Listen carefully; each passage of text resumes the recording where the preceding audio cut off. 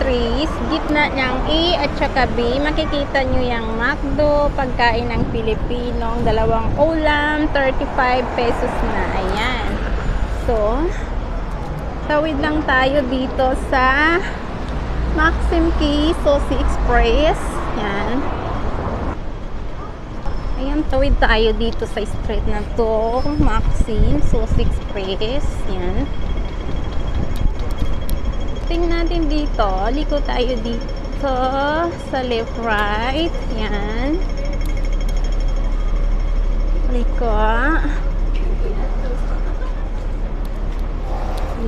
Lika. Ayan. Straight lang siya. Diretso.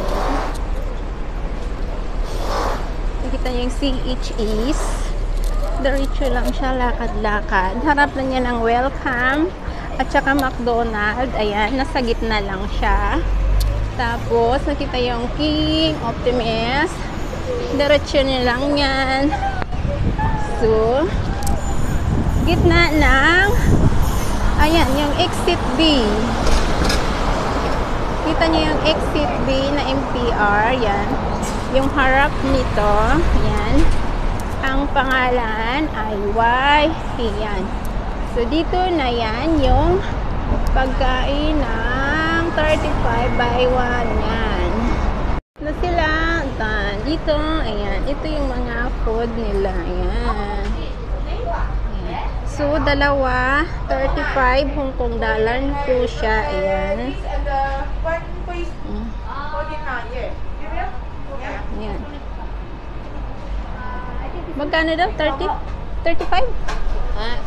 Kung may isda daw, 49. Tapos, ayan, dito. Ayan.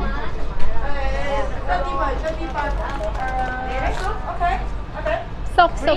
Yes. $5. Okay, one. One soup. Yes.